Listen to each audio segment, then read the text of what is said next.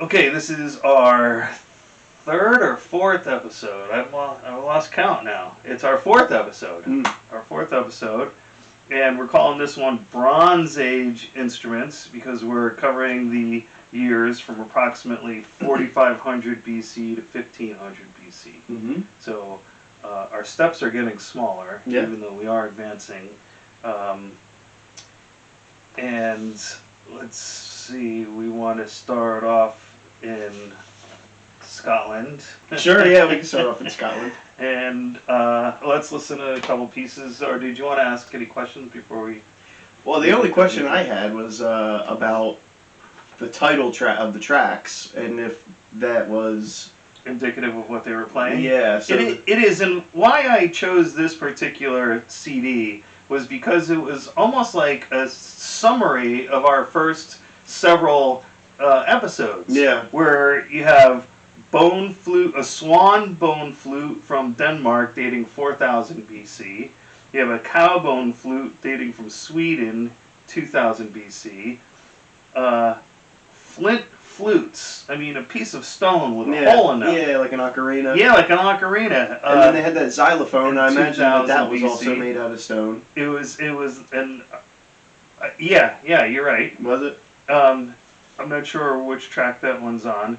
There's a clay pot. Yeah. And that was found in Kilmartin, dating 1478. So I thought, with the clay pot and the bone flutes and the stone, I thought this was a neat summary, and it all fit within the time period of the Bronze Age of Scotland. So that was the inspiration for this.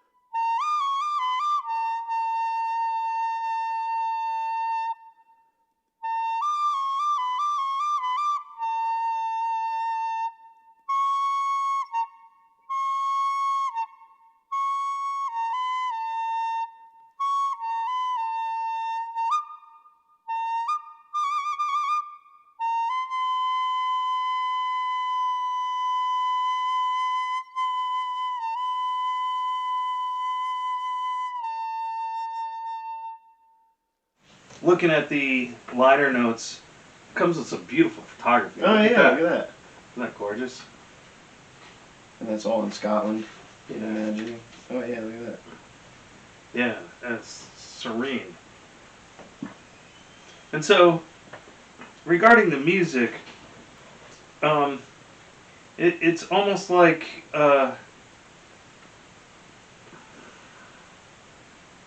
it's not really compositions. It's more like, hey, here's an instrument. We know what the dating is.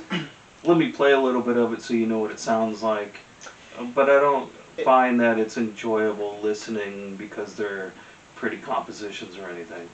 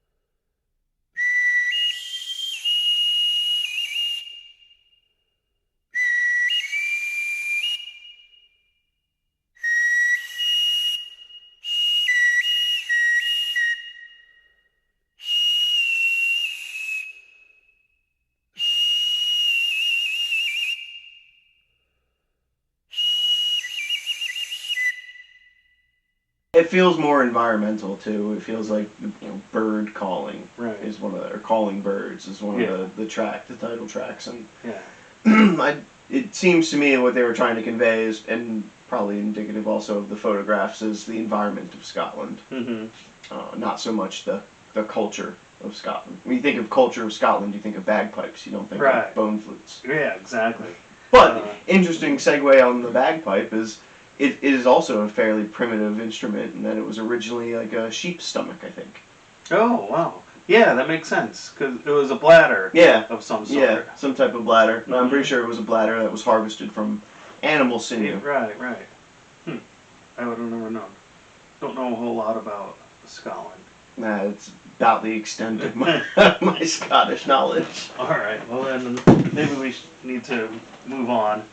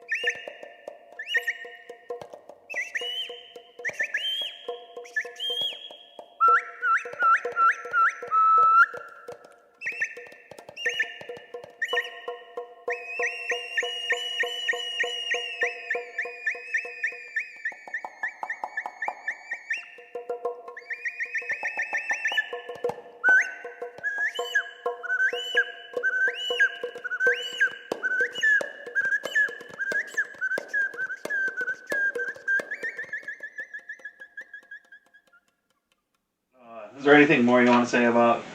I didn't particularly. I mean, I think it is a good selection in terms of summarizing where we've come to get to where we're going. And the interesting, the Lithophone was pretty cool to hear the progress made since clanging two rocks together. Right, actually turning them into something that has a tone that can be played in a melodic way. An actual instrument. Yeah. So that was cool. Yeah. And then.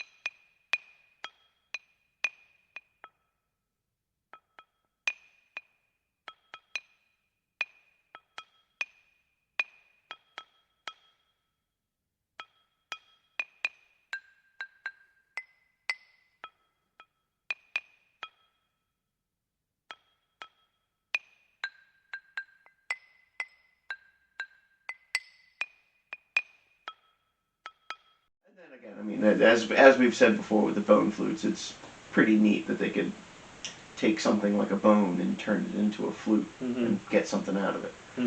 But I didn't particularly enjoy. I agree. I thought it was novelty, especially when I first bought the CD. I was more interested in it conceptually. Oh, I'm going to hear instruments that date back to 4000 BC. Yeah. And then kind of get over it quick. You're like, oh, this track is long, a minute and a half. Yeah. Even the Romans got over the Scottish. They built a wall. I mean. All right. So we're gonna move over to Central America. Yeah. And explore the Mayan civilization, which existed for more than 3,500 years. Their civilization is broken into three periods: pre-classical, classical, and post-classical. Where the pre-classical is 2000 BC. So that's around the time that we're covering. Some interesting facts: the Mayans were eating chocolate at least 2,600 years ago because cocoa was found in their pottery. So, interesting fact, actually, they used cocoa beans as currency. Oh, I have a vague recollection of knowing that, but thanks for bringing that back. I took a trip to Mexico last year, and we went to a Mayan site, and we learned a whole bunch of stuff about Mayan culture. And in particular, was that the cocoa bean was a currency that they used in trading. Have you seen the cocoa bean? Yeah. Our tour guide gave us cocoa beans, and they look kind of slimy. They are. Yeah, and it's not like a piece of chocolate. It was pretty disgusting. I mean, before I saw one, I'm imagining, they're little pieces of chocolate. They're not. Yeah, they're kind of this gross, slimy, like alien pod. It was like, think of the most bitter chocolate you've ever eaten, and then remove all of the sweetness. That's what a cocoa bean tastes like. Right. And that makes sense, because the chocolate we eat today is that plus sugar. Yep, exactly. Yeah. Here's another cool fact. They used fig tree bark to make books. I mean, any culture that makes books, I think, is right on in my estimate. And here they are making books 2500 BC. And the Mayans were the first to calculate a 365-day calendar year.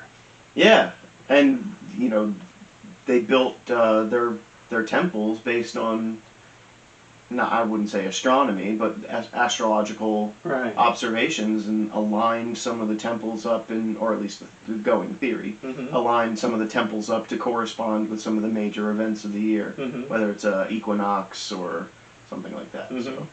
Yeah, pretty cool. So, as we explore Mayan civilization, we're going to listen to a album by a band. Now, how would you pronounce their name? I'm going to leave it up to you.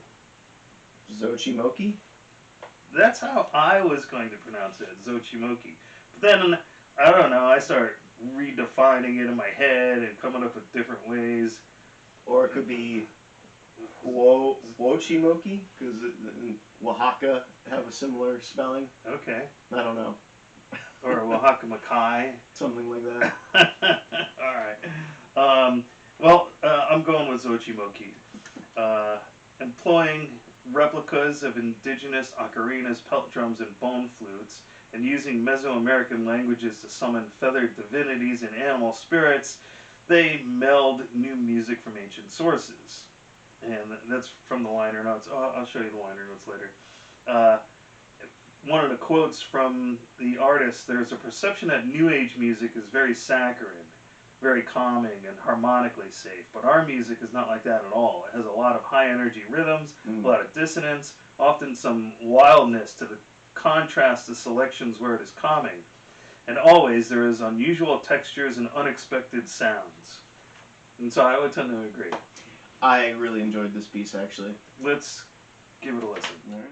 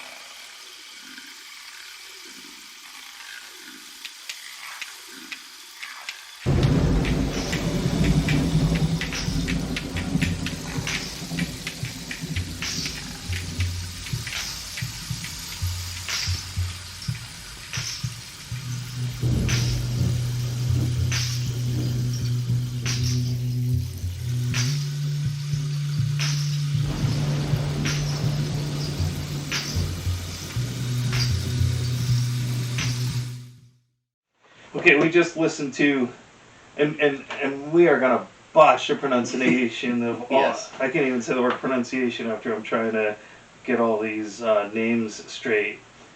Olin McCadle is my best guess at how to pronounce this one. And what really stood out for me is it had almost blatant imitation of the environment.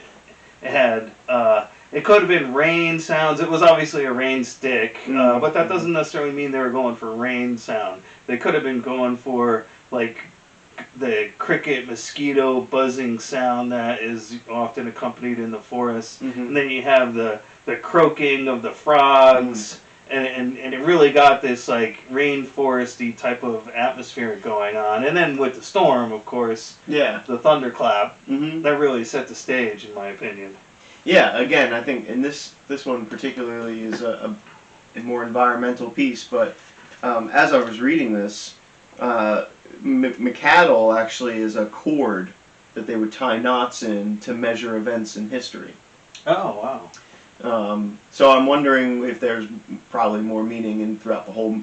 The song is divided into 3 movements. I'm wondering if there's probably more meaning throughout all of the movements. But I think this first movement that we listen to is setting the stage and setting the environment of where we are. Like you said, sounds of the jungle, the frog croaker. The thunderclap. Now that I'm thinking about it, because I hadn't even processed this the first time I listened to it, that those were rain sticks. I thought that they were capturing sounds of a thunderstorm and then using that as a backtrack to what they were doing. Right. So again, hearing like how they're able to produce the sounds of a thunderstorm. I don't even know if that thunderclap was a true thunderclap, and if they had made it with an instrument. Right. I think so.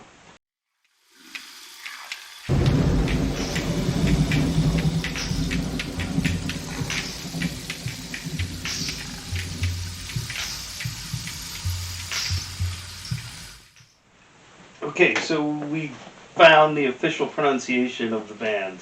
Yeah, Xochimoki. There you have it, Xochimoki. And just as clarification, the music that we're listening to is not music from the time period of the Mayans. Right. It's that they are authentic Mayan instruments that have been found or replicated, and now we're using our imagination to construct songs that may have been similar sounding songs to the Mayan people of the time period. And we just listened to Navi Olin, and I particularly thought the rhythm was really catchy.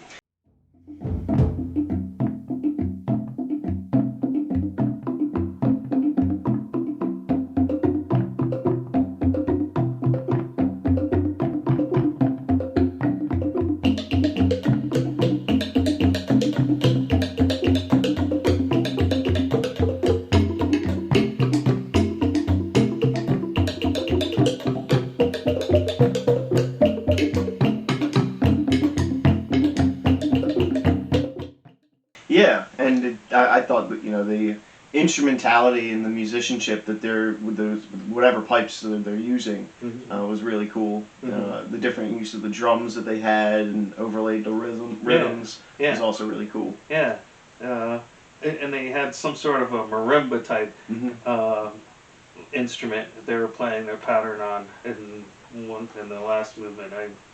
It just caught my attention and it was very enjoyable. I liked it. Yeah, this has been among the better music that we've listened to.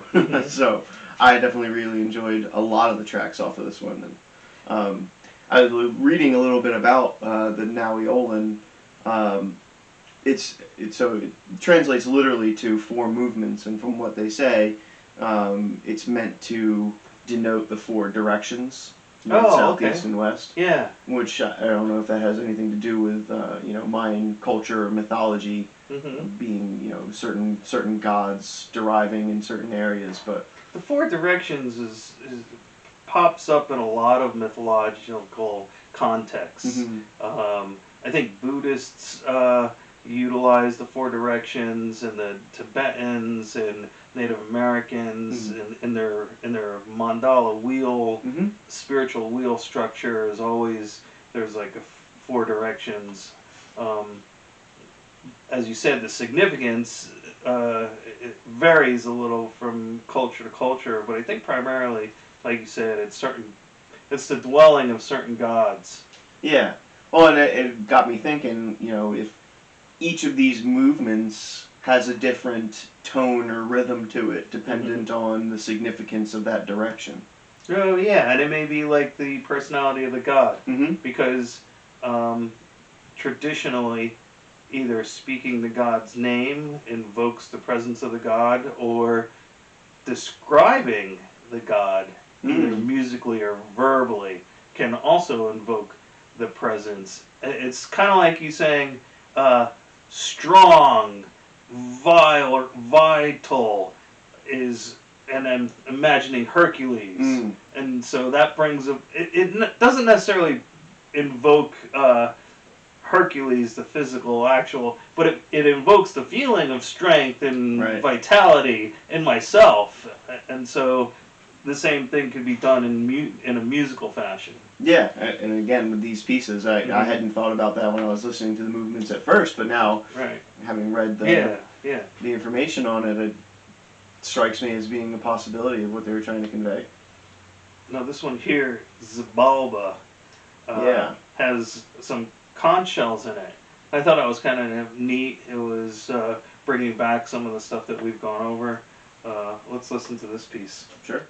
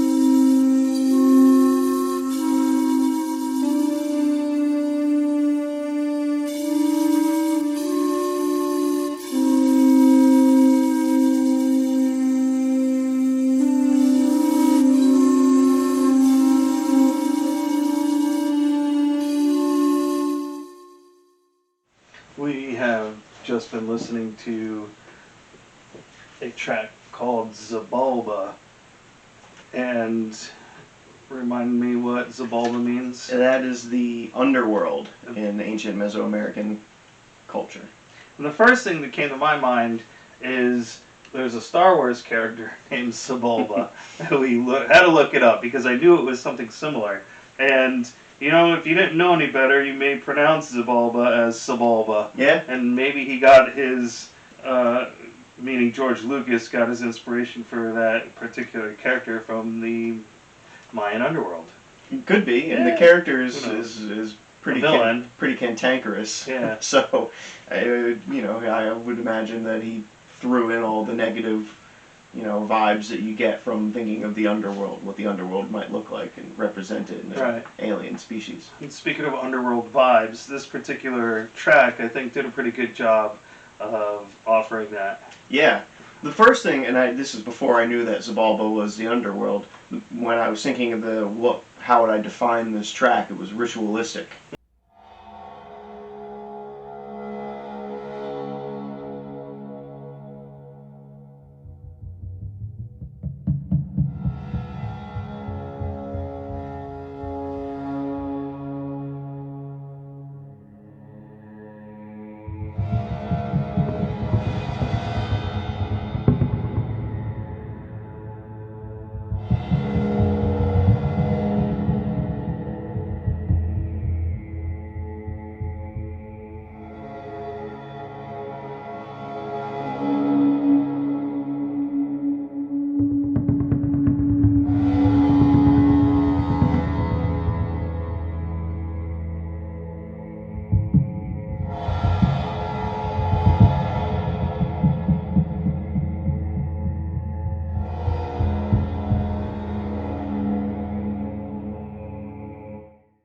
And it fits because you think of most rituals in ancient cultures have a lot to do with life and death, and those that had an underworld, like the ancient Mesoamericans, would have a ritual, I'm sure, that involved something, invoking something about death in the underworld, and think of the Greeks putting coins on the eyes of the dead for the ferrymen. I'm sure there's something similar in ancient Mesoamerican culture, but I don't know it. Yeah, I'm not familiar with it. Regarding the choice of instruments, I thought it was interesting that they used a conch shell, and as I was just mentioning earlier, that one of the primary limitations of that instrument is it only can play 2 notes, I believe. One really low and then another octave higher. I think you can get 2 notes out of it. But these guys did a really good job of adding raspiness and other breathy instruments to give the illusion that there's more going on in the conch shell, and there's additional textures and additional notes even. Mm-hmm.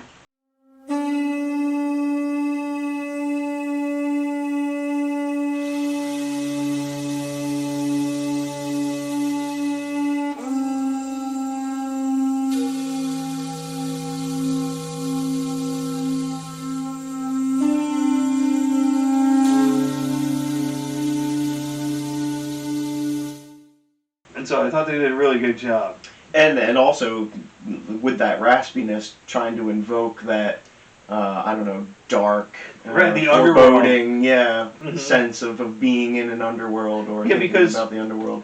Flutes usually have a very clean tonality, color tone to them, and we usually think of pastoral, natural, calming imagery and sensations when we listen to a flute.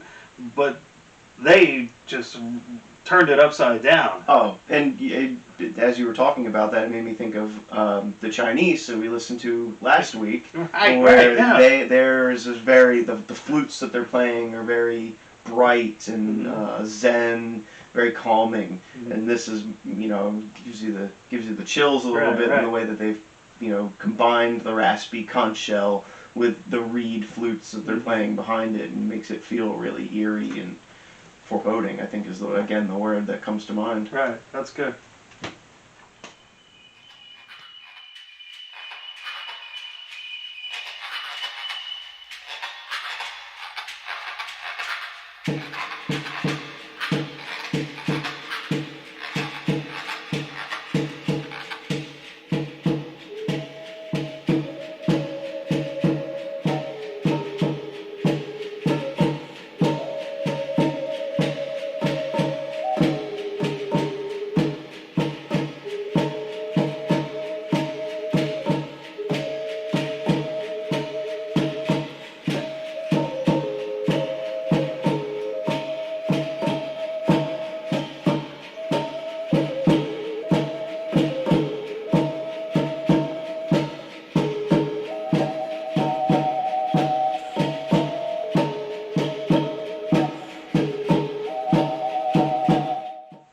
Which one was that? The one we just listened to. Oh, okay, yeah. Old Tika in Clawnese. Your guess is as good as mine on the pronunciation.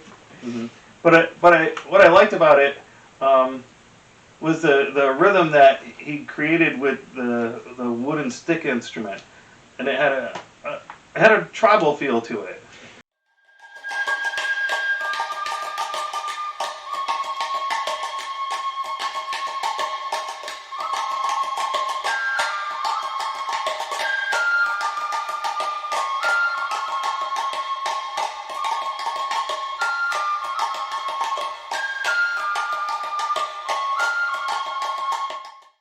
Yeah. Click, click, click, click, click, click, click, click, click, click. And it's cool that it was actually an instrument that's made out of a log. Mm-hmm. It wasn't like it's a drum, but it's a primitive drum. Right, right. But yeah, they get a really cool rhythm out of that with the overlaid whatever reed flutes that they're using, or gourds. I think it was like an ocarina over top of that. It was really cool. Really cool. The other one we heard, Lochte. That one was the one with the. You mentioned that's the name of the sport. Yeah, that's the ball game, which is actually a ritualistic game that the Mayans used to play. I think people died playing that game actually in terms of like a ritual, but they weren't dying in a horrific way. It was almost an honor to be selected as the person that would be, I guess, sacrificed or to die in that ritual. But yeah, apparently Tlachtli is the name of the ball game. Right. Basketball was invented thousands of years ago by the Mayans. They played it for centuries. Is that true? Sure. Hey, watch me get the coach on this one. Hey, Coach, I got a question for you. Yeah, Cliff. Who invented basketball? The Mayans. Way to go, Coach. I liked that the breathing was heard and in the foreground as if they really intended for it to be part of the piece.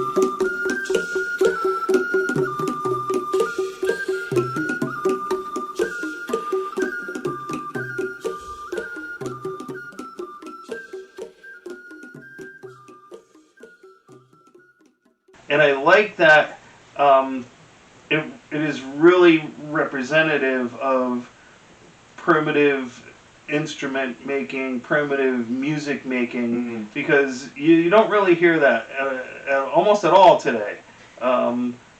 Bringing the breath, the voiceless breath, into the composition.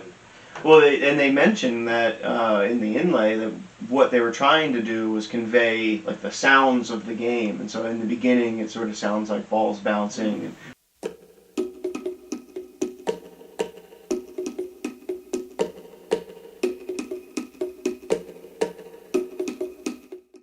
Perhaps the breath is supposed to infer that somebody is winded. Right, yeah. Breathless, like.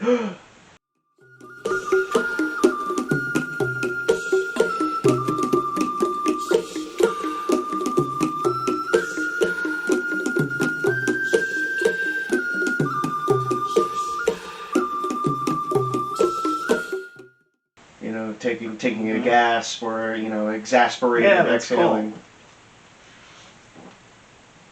Cool. Comments as a whole conceptual album?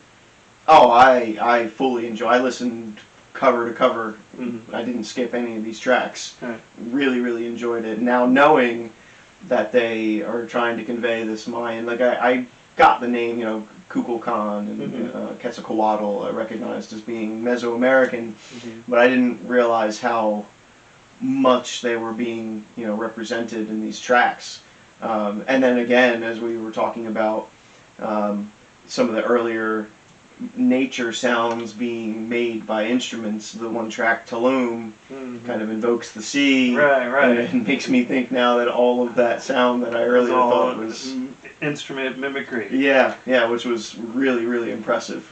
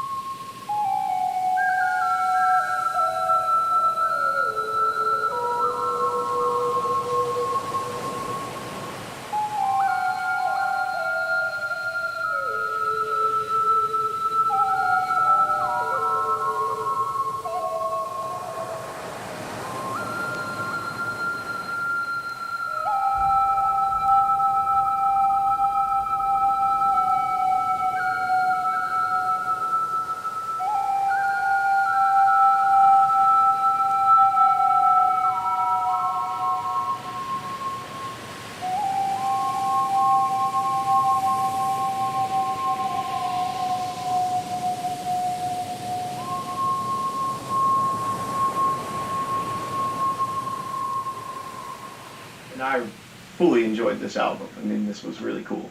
Yeah, cool. I did too.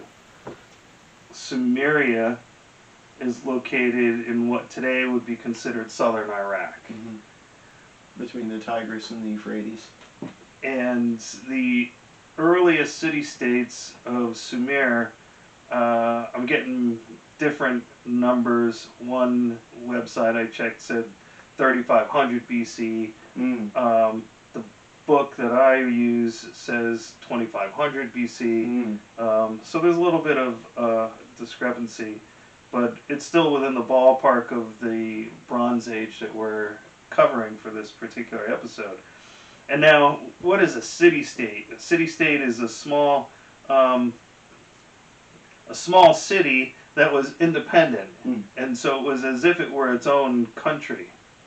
They each had their own ruler. They each had their own farmland, so they were self-contained. They provided a hub for trade.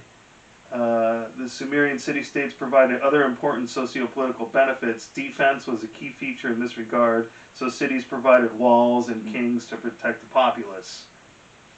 Now, in 2300, the Sumerian city-state of Ebla came to the foreground, and what's drawing our attention there is that there were singers, musicians, dancers, and acrobats that were listed among the professions that attended the king's banquets and wedding celebrations. And one, that a singer would be listed gives a certain prestige to the fact that they considered singers more of a noble class than just your average entertainer or performer. And then the fact that they were listed by name also demonstrates that they had some prestige as members of society. It's almost like celebrities. Right. Ancient celebrities. Yeah, exactly. So I thought that was really neat. Correct me if I'm wrong, isn't Sumerian the earliest representation of written language that we have from civilizations? Well, curiously enough, and we're going to explore them again next week, in the next episode. Okay. Because... Stay tuned. because they have the first written song. Oh. So up until next week, we've have music that are approximations of this time period. But then when we move into, I think it's 1400 next, then we have the actual first song that was written down. Wow. And that comes from the Sumerians. Okay, very cool. But regarding overall language, and I don't know if they're the first to have written. Something I have in the back of my mind. I don't know if it's true, but that's... We'll have to look that up. So lastly, moving into Babylon, 1790, Hammurabi was the sixth king of the Babylonian dynasty. Hammurabi was seen by many as a god within their lifetime, and after his death he was revered as a great conqueror.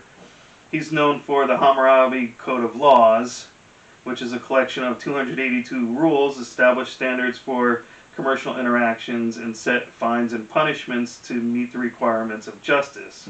Now what's noteworthy about the Hammurabi Code is that previously the Sumerian Code of Laws, it focused on compensating the victim of the crime. So if someone stole chickens from you, then the government would provide you with chickens. Okay. Where the Hammurabi Code focused more on the punishment of the perpetrator. So it was more like, oh, you stole chickens and we're stealing chickens from you. Right, it's eye for an eye. Right, exactly, and that's what it you steal, you take a hand or a finger or whatever. So interesting. That leads us into Babylon, and the next album we have is called The Flood. It is advertised as the first ever full-long... I don't know why I can't read this word. The first ever full-length album, probably because there's so much alliteration there, of Babylonian and Sumerian music accompanied by reconstructed ancient instruments. Oh. Because they reconstructed the golden lyre of Ur. Let me show you a picture of this.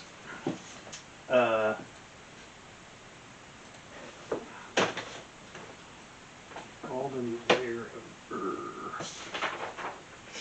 You know, the other thing I was thinking about when we were listening, because I did notice the lyre was in the title of the album, was that this is probably more, I would say more, that's pretty cool. Yeah, isn't it neat? With the bowl. Yeah, the bowl. Right. This is probably more close to what an actual bard song would sound like in like a D&D environment. Oh, right. It made me thought about that while I was listening to that.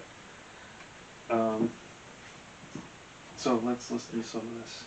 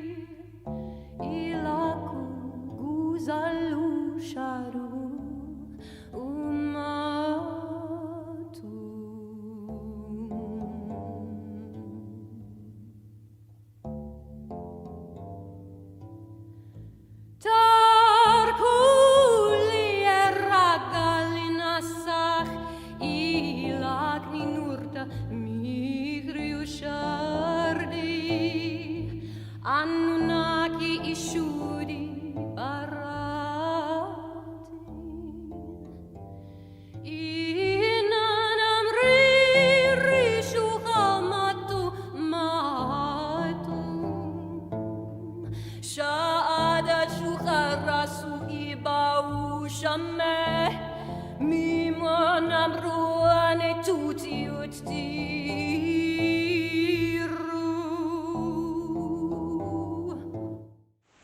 We were listening to an album called The Flood, and it features the Lear Ensemble, which is composed of Steph Connor, Andy Lowings, and Mark Harmer.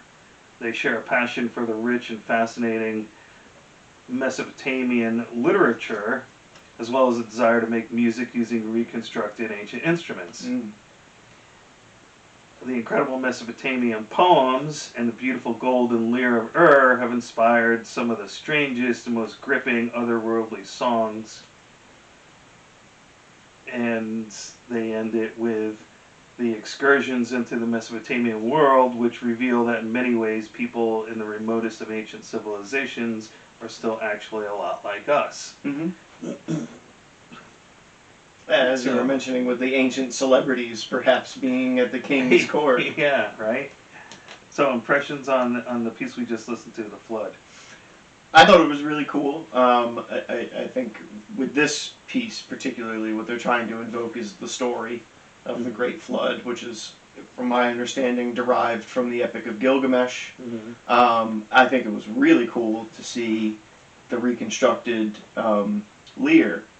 And interestingly enough, of having the bull on the front, which is a symbol of one of the ancient Sumerian gods. Oh, okay. Baal. I didn't know the significance of that. Baal is, and well, the story goes, as Moses goes up to get the tablets, the people thought that he was not coming back, so they started to construct a symbol. They're saying, "Oh, Moses' God isn't the true God," so they started to construct golden calves to represent Baal. Oh, Baal is the true God.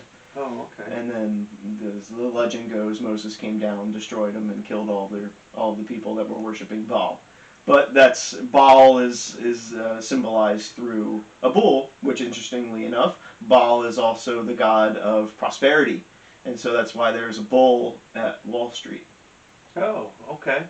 And so a lot of people think that there's conspiracy theories abound about that, in terms of whether this is a Babylonian culture. If you were to look up the conspiracy on Babylon Rising, I think it's called Babylon Rising.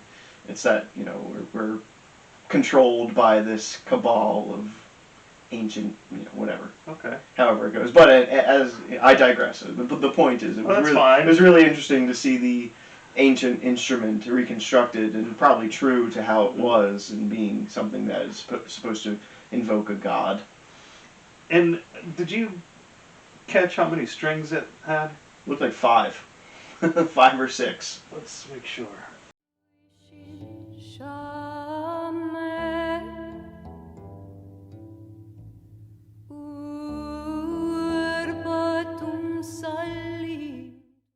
Eight. 2, 3, 4, 5, 6, 7, 8. 8. So, for having 8 strings, you're pretty limited in your musical vocabulary. Yeah.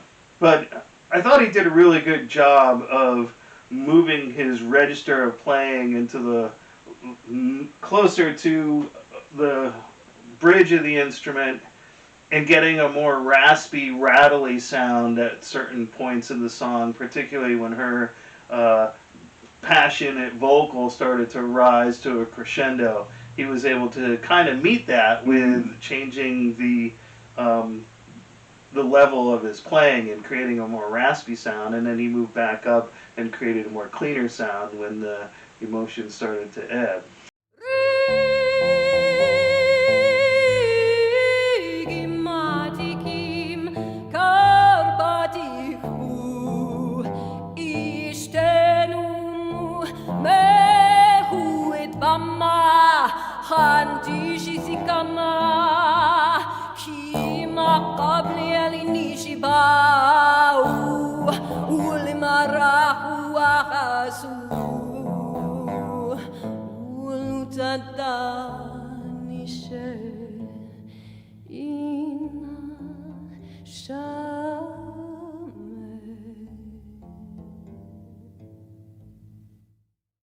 Yeah, so he's getting a lot of different sounds out of only 8 strings on a single instrument, which is cool, and I think that raspy kind of clanky sound closer to the bridge kind of pulls a little bit of that percussion in. That makes it feel more like a percussion instrument.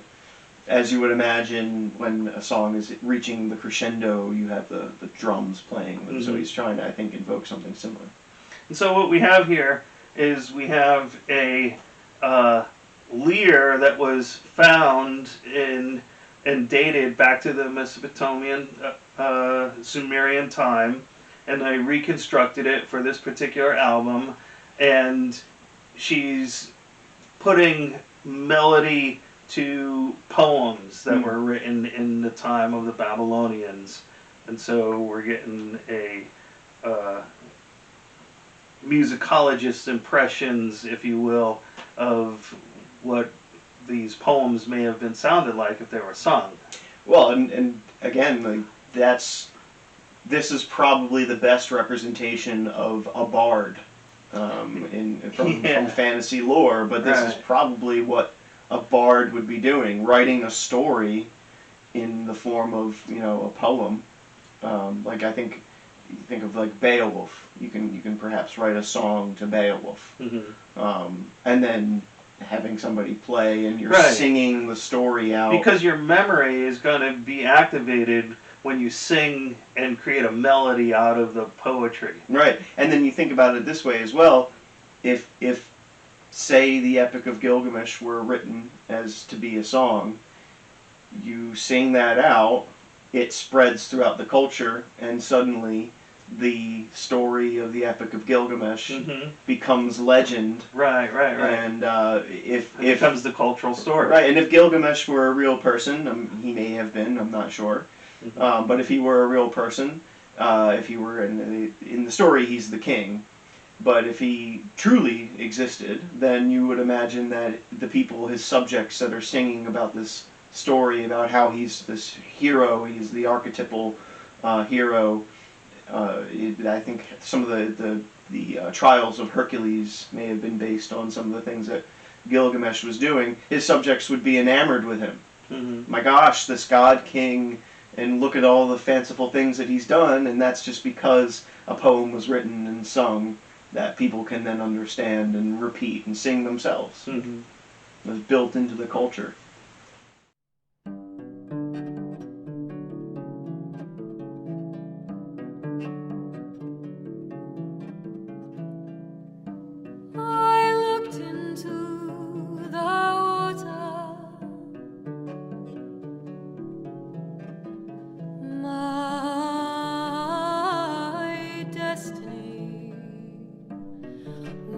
Drifting past.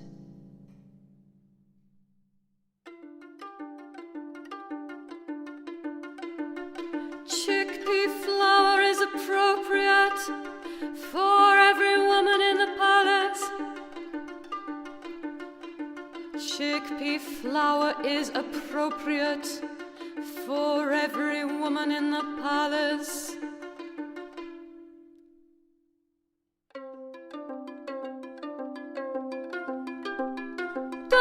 Choose a wife during a festival. For his pleasure he got married. On thinking it over, he got divorced. We listened to the Proverbs, and why do you think she chose to make those in English? Because all the other tracks are sung in the ancient Sumerian language, or the ancient Babylonian language. There's not a whole lot of difference between those two cultures because they overlap with each other. Right. I don't know. I wonder if it's to convey the message of the Proverbs. Right. You think of a proverb, you think of something that's commonly held throughout or may have some religious significance. A wise aphorism statement. Right. And so maybe apply to just about everybody. Right, and so maybe she put these in English to actually convey the message that, and if these were indeed Sumerian proverbs, certainly it's interesting to hear what they are, especially not choosing a wife during a festival. or that chickpea flour is appropriate for every woman in the palace. I think in one of the videos is like a little 5-minute documentary, and she commented on that particular one. It's also the aspects of it that we really can't understand that are so otherworldly and so unusual that we read them or we hear them and we think, oh my gosh, what does that mean? So there are these beautiful examples in some proverbs that we've done musical settings of little truisms, Sumerian truisms that don't really make that much sense to us today, like chickpea flour is appropriate for every woman in the palace. Don't know what that means, but we love it. I am a lady who wears large garments. Let me cut my loincloth. If these are true Sumerian proverbs, and it sounds like they are, to say that chickpea flour is appropriate for every woman in the palace might have some significance in the sense that it doesn't matter your station. This is an appropriate thing for you to have. And I thought the patterns that he was creating on the lyre were really demonstrated creativity, because I know I'm thinking to myself, what would I do? And I think I would get stuck in repetition and doing the same thing over and over. But he really had a lot of variety for each of the different proverbs that we went through. It's funny you say that, because when I was listening to them, I thought that the way that he was playing it, I thought that the pattern was the same. That I thought it was the same as if to say, here's the bridge, and we're telling you a proverb. Right, it was to announce the proverb was coming. But it was thematic. Right, but then throughout, I realized that was not the case. That they do have different melodies. And there were and not only different melodies, different textures. Like one of them was a little bit loud and in the foreground, and the other was in the background supporting. He created enough contrast within the confines of an 8-stringed instrument.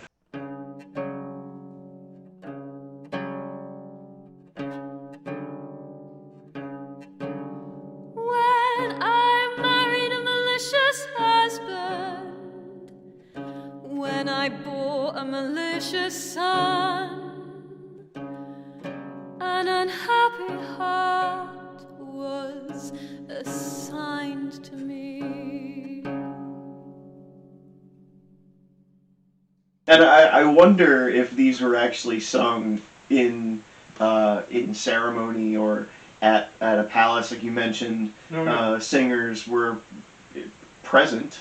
I wonder if this was something that they would sing. Yeah, that makes sense. Well, and whenever you raise your voice and making an announcement, I think sometimes your voice naturally becomes a little melodic.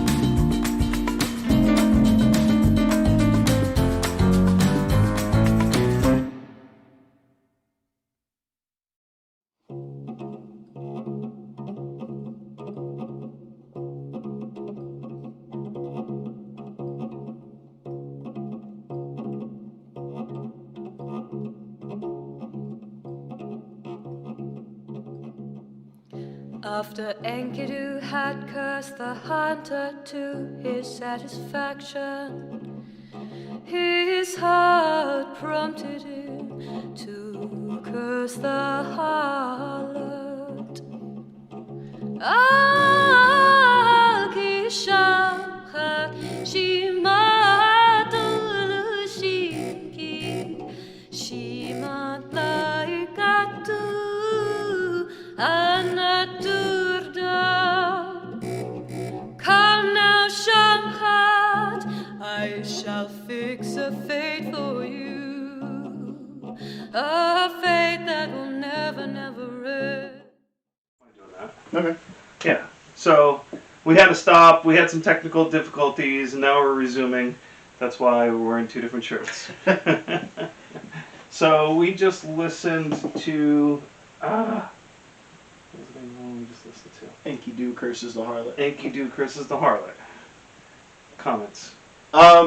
So I think we were discussing probably the last time that the whole story of Enkidu is that he's a creature that the gods created who is effectively a wild man, and he gets tamed effectively by becoming friends with Gilgamesh, and so it doesn't surprise me that he would have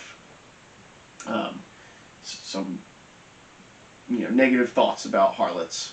I think it's interesting the way that he's able to the guy who's playing the harp is able to find those tones like we were mentioning, the raspy tones towards the bottom. Yeah. But then later he I feel like he's when he's plucking, it's much more clear. Mm-hmm.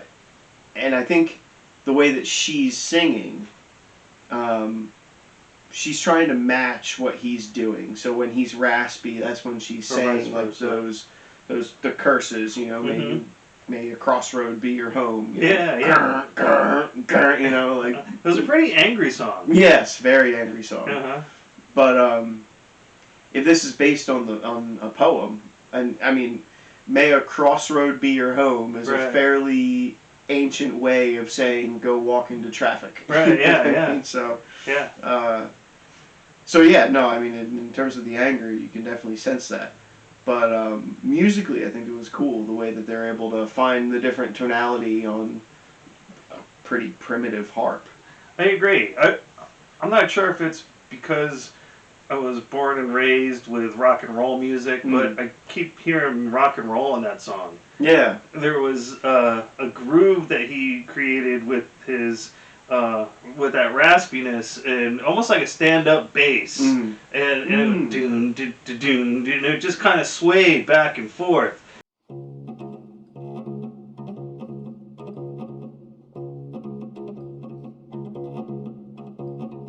And then her singing on top of it, almost like Jefferson Airplane, and I will curse you with a great curse. May my curses overwhelm you in an instant. And you pointed out, I tend to focus on the music before the lyrics, but you pointed out that the lyrics were sung in two different languages. Yeah. And that was really interesting. I wish I knew what, and I'm assuming that she was singing in what is the approximation of Sumerian. Right, yeah. I wish I knew what she was saying, but because I think in two of the sections where Enkidu is actually saying the curses, she'll say the curses and then she goes into a Sumerian section, and I'm pretty sure that the melody for each of the Sumerian sections are the same, almost like a chorus. So like. Oh, okay. So you don't think she's just repeating herself in English? That was my original thought, but when we were on second listen, I think there's a similarity between the melodies at each of those that it kind of speaks like a chorus. Right. So Enkidu is saying a bunch of curses, and then the chorus could be something like, and then he said, and right, then the curses, No, I like get that. Yeah.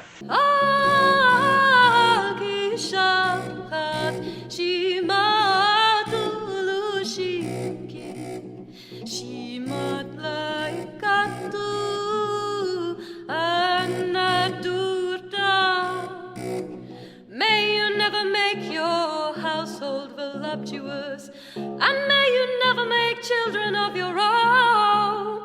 May you never dwell in pretty places of girls. May filth impregnate your lovely lap. May the drunkard soil your party dress with vomits. May your makeup be the potter's lump of clay. May you never have the best cosmetic oil. Al-Kishat Shimatulushiki Shimatlaikatu Anadurda. I wish and that would make it more of like a rock song. Right. Yeah. Exactly. The structure of a rock song. Yeah. But I hadn't thought about how like it. Now that I think about it, it does sound like a stand-up bass, like a plucking stand-up bass. Right. But really cool song. Yeah, I like that one. Let's give one more. Sure. We agreed. Ishtar's Descent. Ishtar's Descent.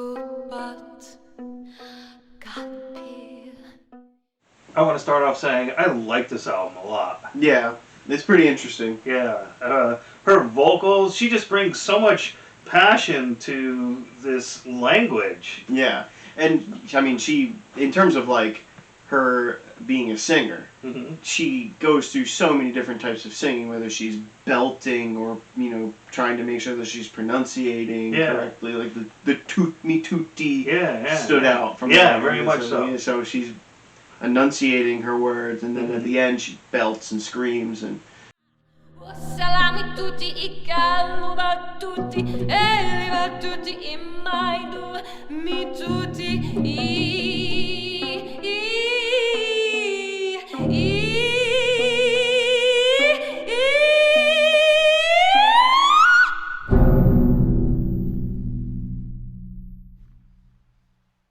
Yeah, so she's, I mean, not only a fantastic singer, but giving a lot of life to a dead language. Right. I think she did an incredible job. And the selections vary enough to keep you interested. It's not just more the same. Yeah. Well, and the two tracks that we just listened to, I think, are the perfect juxtaposition, because Enkidu curses the harlot versus Ishtar's Descent. And as a reminder to our audience, Ishtar is the goddess of fertility and the protector of prostitutes. And so in ancient times, prostitute and harlot tend to be synonyms. So there's a perfect juxtaposition of that. Right. And then I think as well, this album, it goes through a lot of the ancient Sumerian texts, most notably the Epic of Gilgamesh. And I think it borrows a lot of the themes from that, including the Great Flood. So I think and then the fact that they've reinvented the harp. And I forget what it's called. The Lyre of Ur. The Lyre of Ur is in the video that you can see it. It's really fascinating. I think they found it in the city of Ur. That makes sense. And that's the Lyre of Ur, and it's dated like 2500 BC. Yeah, so they did a really good job of taking something from history and bringing it back to life. Yeah, I agree. So let's wrap up this episode with just a generic summary of what we discussed today. So this was what, the Flood? It was this was Bronze Age instruments. Sochi Mochi. We first did Kilmartin sessions Right. with the swan bone flute and the Bronze Age pottery drum. Right. And then we moved over to the Mayan civilization and listened to Xochimochi.